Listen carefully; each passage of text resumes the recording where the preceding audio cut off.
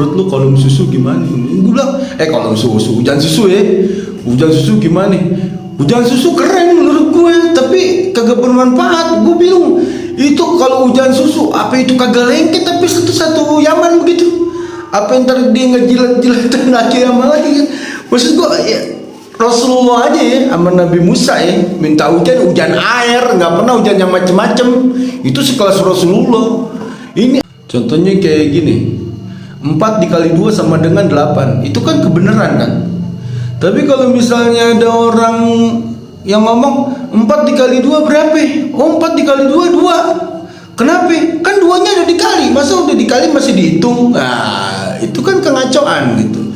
Jadi kebenaran itu sangat kontradiktif dengan kengacauan gitu. Nah masalahnya nih orang yang bilang, gue juga mesti balance ya. Di kubunya Gus Arya juga suka timbul fitnah, dibilang celeng bersorban ya kan, celeng bersorban. Ya gue orang Betawi kan ya, yang namanya celeng, gue taunya celeng itu kan pusing artinya, pusing, celeng bersorban. Nggak lama anak gue tuh yang Sultan tuh, papa tahu nggak artinya celeng? Celeng itu kan babi hutan pak. Wah astagfirullahaladzim, lebih parah lagi. Enggak lah pak, nggak parah kata anak gue. Ini kata anak gue, itu analogi pak. Oh analogi, bukan deh pak, bukan analogi pak, itu animalogi, logika binatang ya. Jadi dia emang kelakuannya kayak binatang ya, wajar lah. Gus Arya ngomong kayak gitu. Gue pikir-pikir, iya bener juga ya. Iya kan dia kelakuannya kan mirip kayak babi parakus, apel lah segala macem lah. Ya gue nggak bisa nyalain juga. Ternyata itu bukan, menurut gue itu bukan hoak, itu. Assalamualaikum warahmatullahi wabarakatuh. What's up maleser Indonesia? Apakah ente masih istiqomah dalam membuat kemalasan untuk maksiat? Alhamdulillah kalau ente masih istiqomah. Balik lagi ya sama gue Bang Zaini. Sekarang vlog yang keberapa? Oh iya. Bagaimana Anda? Apakah Anda baik-baik saja dan kondisinya gimana? Pusar sekali ya. Gue inget tuh mantan motivator Indonesia ya, bapak itu tuh yang kalau itunya pusar sekali.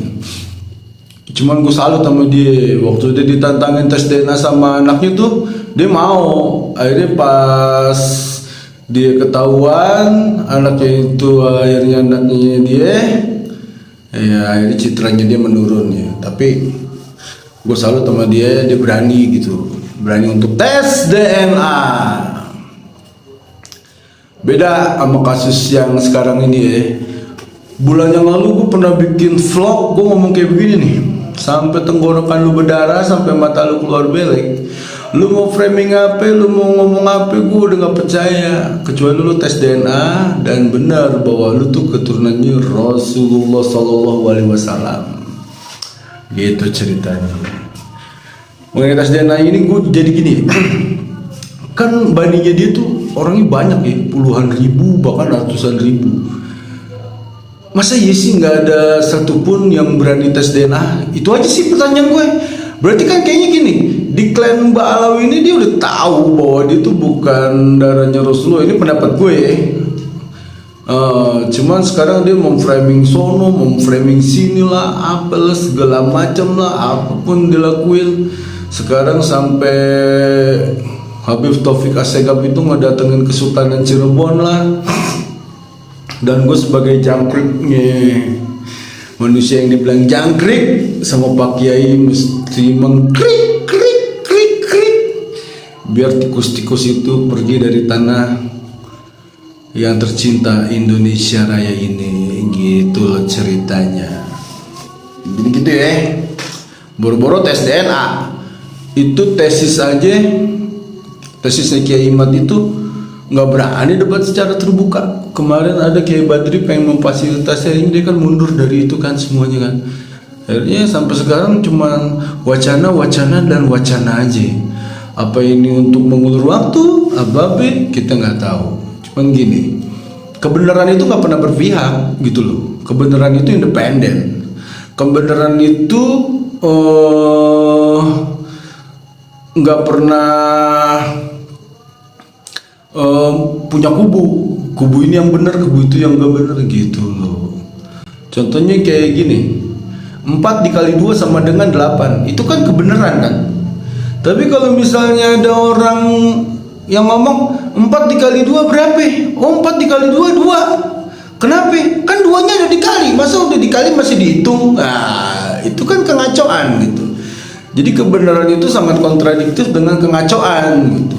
Nah masalahnya nih, orang yang bilang 4 dikali 2 sama dengan 2 ini kekeh bahwa itu tuh benar. 4 kali 2 ini yang benar gitu loh. 4 kali 2 itu bukan 8. 4 kali 2 ini 2, karena dikali ada 2 gitu loh ceritanya. Sampai dia bikin framing macem-macem ya. Gue pernah nonton di channelnya Kiai Nur Ihya yang di Jawa Timur tuh. Ada Habib cerita, Habib ini rektor, dia cerita ada Habib biasa-biasa aja minta toko, rumah, sertifikat seisi-isinya orang yang bukan golongan dia gitu. Dan orang ini tuh udah dibilangin sama bininya, jangan pak, jangan dikasih gini. Terus kata itu Habib, perempuan wajar lah, perempuan kan setan, dia nggak tahu bahwa yang minta itu adalah cucunya Rasulullah, cucunya baginda apa segala macam. Nggak lama nih orang nih mimpi ketemu Rasulullah bilang, apakah kamu ingin membeli akhiratmu dengan dunia begini? Kalau itu kasihlah itu cucuku gini. Akhirnya besoknya itu sertifikat dikasih. Itu framing kayak begitu tuh banyak yang dilakuin di Indonesia tuh banyak gitu, nggak 1 2. Makanya Kiai Nur Ihya tuh sampai, ya Allah jangan ngejelekin Rasulullah nggak kayak begitu gitu loh. Masa Rasulullah yang sifatnya Raufur Rahim kayak begitu sama umatnya gitu. Banyak lagi lah. Terus ada lagi cerita hujan susu. Gue suruh ceritanya sama subscriber gue, bang menurut lu kolom susu gimana? Gue bilang kolom susu, hujan susu gimana? Hujan susu keren menurut gue, tapi kagak bermanfaat. Gue bingung, itu kalau hujan susu apa itu kagak lengket tapi satu Yaman begitu? Apa yang ntar dia ngejilat tenaga Yaman lagi kan? Maksud gue ya, Rasulullah aja ya sama Nabi Musa ya minta hujan air, nggak pernah hujan yang macem-macem. Itu sekelas Rasulullah. Ini ada orang kelasnya wali, dia ngomong bisa nurunin hujan susu. Wah, gue mah nggak nyampe di otak gue. Gue tetep lah yang terkeren itu Allah dan nabi-nabinya, Allah dan Rasulullah gitu loh. Kalau yang kayak gitu menurut gue sih udah terlalu hulu gitu. Ada Habib yang bisa memadamkan api neraka dengan jari kelingkingnya gitu. Di mana akhirnya dibilangin, kalau aku nggak malu dengan Rasulullah, ada yang sebagian bilang kalau aku nggak malu dengan Allah, niscaya akan aku padamkan api neraka. Menurut gue nih, nggak tahu deh, emang kayak gini ya. Misalkan api neraka itu padam, gue bisa bebas hidup di dunia, nyantai gitu. Ada cewek tengah jalan lewat, tinggal gue perkosa. Tapi pas gue diperkosa, wih lu nggak takut masuk neraka? Tenang aja, api neraka udah padam. Anjay, gila kan? Terus ada rampok begini, terus ditangkap polisi ini, terus ditanya lu nggak takut masuk neraka? Nah, kan api neraka udah padam. Belum ntar komentarnya Malik,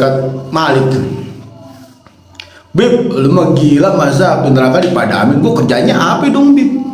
PA lu. Bisa jadi kan gitu. Menurut gue kayaknya udah deh. Kalau ada orang yang percaya sama cerita itu, ya lu berarti percaya kengacoan. Berarti lu percaya 4 kali 4 itu 2, karena 2-nya ada dikali gitu loh. Ada lagi Datu Ana pulang pergi 1 hari 1 malam bisa 70 kali ketemu Allah. Ya Allah ya Robi, kayak Allah kagak ada kerjaan aja. Satu ini. Kedua, berarti di tiap 20 menit sekali tuh ngetok-ngetok pintu. Kalau misalnya gue jadi malaikatnya, gue keke itu. Ya, lu lagi yang kemari 20 kali. Rasulullah aja Isra Mi'raj itu sehari semalam baru bisa ketemu sama Allah. Ini 70 kali. Maksud gue, lu kalau ngarang cerita jangan terlalu lah, jangan terlalu goblok ya. Kalau gue bilang mah terlalu parah, terlalu ini. Kalau ada wali yang bilang, ya Allah biarlah neraka membakar badanku saja. Ya Allah besarkanlah badanku sehingga neraka hanya membakar aku saja, sehingga umat-umatnya Rasulullah nggak ada yang dibakar sama neraka. Itu kan menandakan bahwa wali itu cinta banget sama Rasulullah, cinta banget sama Allah, cinta banget sama umatnya Rasulullah. Ya gue percaya kalau ada wali yang bikin syair kayak begitu. Memang kalau ada Habib yang bisa memadamkan api neraka, itu udah menyalahi.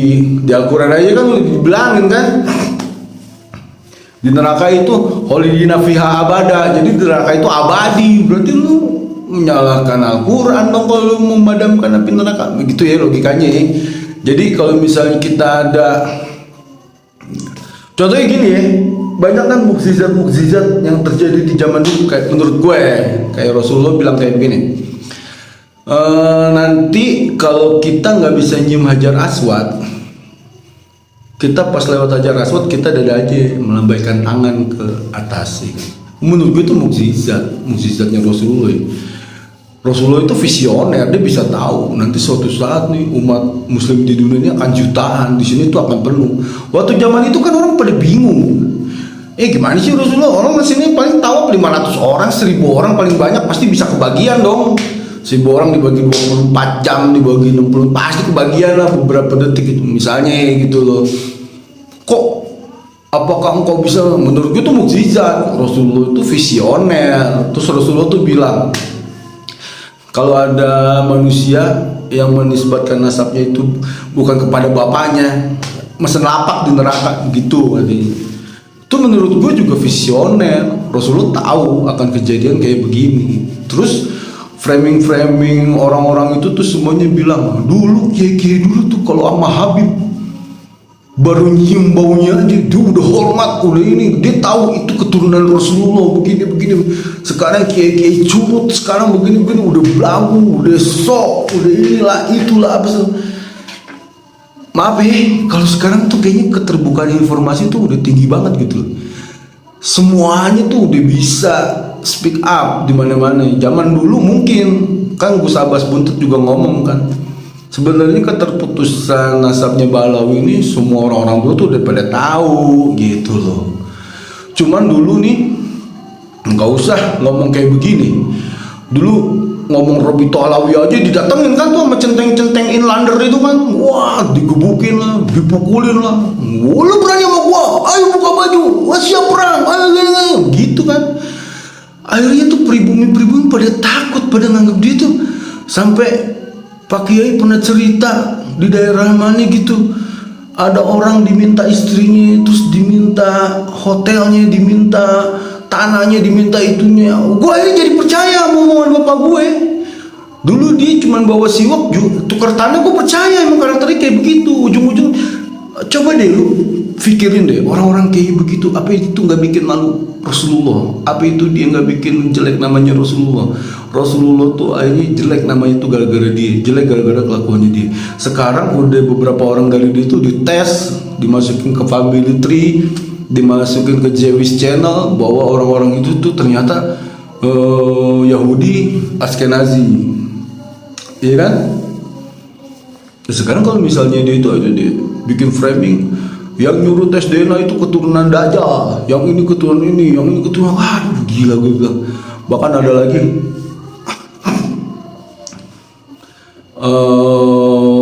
ada wacana kayak gini, sebenarnya ini Allah lagi memuliakan Imam Ubaidillah. Semakin dia diomongin yang jelek-jelek sama tukang hasut tuh, sama tukang hasut yang di medsos itu apa segala macam, dia akan semakin mulia. Kayu gahru itu nggak bakal bisa kecium harumnya sebelum dia dibakar. Ya kalau lu kayu gahru, kalau kantong kresek, kalau totonya palsu, dibakar kagak ada harum-harumnya, yang ada bau tengik. Yang ada semakin lu dibakar semakin bau, semakin lu dibakar semakin orang pada jijik gitu loh.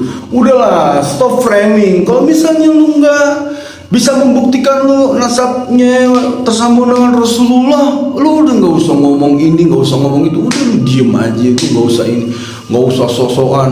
Wah, lu beraninya di medsos dong. Ini kan karena lu di medsos, makanya kita pakai sip kami di medsos.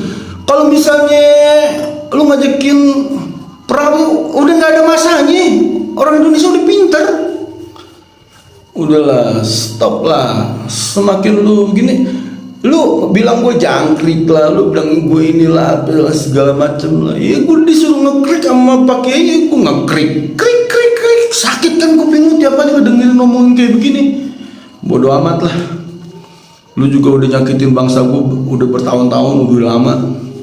Kalau nggak ada yang kayak begini, nggak ada yang bisa nyadarin bahwa kita itu bangsa yang hebat, kita itu bangsa yang mulia, kita itu terpapar turunannya Rasulullah. Nah, gini juga ya. Gue tahu kenapa dia nggak mau tes DNA. Sebenarnya dari Bani Alawi itu banyak yang terpapar darah Rasulullah, tapi dari kromosom X, dari kromosom ibunya, contohnya Habib Lutfi bin Yahya. Nah, sedangkan dia itu kan mengagung-agungkan nasab dari lelaki kan, dari bapak kan. Jadi kalau misalnya baninya dia bisa nikahin orang kita, orang pribumi. Tapi kalau perempuannya harus dinikahin sama kliennya dia juga. Kalau dia nggak dinikahin sama kliennya dia, itu terputus nasabnya gitu loh. Padahal Rasulullah nggak kayak begitu kan? Gitu ceritanya. Akhirnya dengan dia membangga-banggakan kromosom Y-nya itu, dia nggak berani. Padahal mah kalau dites ada mungkin beberapa tuh yang dari kromosom X itu nyambung ke Rasulullah ada. Tapi karena dia udah memframing duluan bahwa dia keturunan dari lelaki dari kromosom Y, yakin gue nggak ada tuh yang dari kromosom itu langsung ke nyambung ke keturunan Hasan Hussein yang kodenya J itu. Gitu, kayaknya sih begitu. Dan gue lihat kalau menurut gue ya, dia tuh sebenarnya tuh udah tahu bahwa nasabnya tuh bukan ke Rasulullah, tapi dia ngaku-ngaku aja. Soalnya gini loh, misalnya dia ini masa iya nggak ada satupun yang itu kan? Gue cek dulu lah, masa iya sih gue nggak, bukan keturunannya Rasulullah gitu. Jadi ini pembohongan ini udah masif, udah terstruktur dan terorganisir. Untuk apa? Untuk mengkapitalisasi kita semua. Makanya kita umat pribumi nih, umat Islam pribumi ini mesti merdeka lah, merdeka dalam pemikiran lah, jangan terjajah lagi lah, ya kan? Gitu. Terus banyak lah, wah banyak lah memadamkan neraka lah, inilah, itulah, apalah segala macam lah. Sekarang dia tuh lagi ngedeketin keturunannya Wali Songo.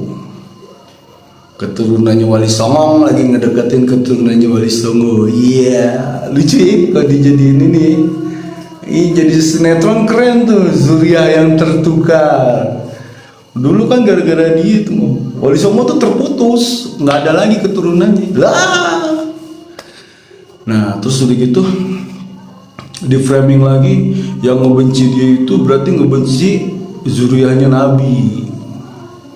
Gitu loh. Enggak, justru karena kita semua ini paling cinta sama Rasulullah, sayang sama Rasulullah, kita ngebelain harga dirinya Rasulullah. Gue juga begini karena cinta gue sama Rasulullah, karena disuruh sama hati nurani gue. Buat apa? Buat kayak begini gitu loh. Gue cinta banget sama Rasulullah. Jadi kalau misalnya Rasulullah lu framing bahwa Rasulullah itu jahat, tukang ngerampas harta, apa segala macam, lu nggak malu ntar sama Rasulullah? Pertanggung jawaban lu gimana sama Rasulullah? Sedangkan Rasulullah itu Raufur Rahim. Salah satu sifat Allah yang dipunyai sama Rasulullah itu Raufur Rahim. Ya kan?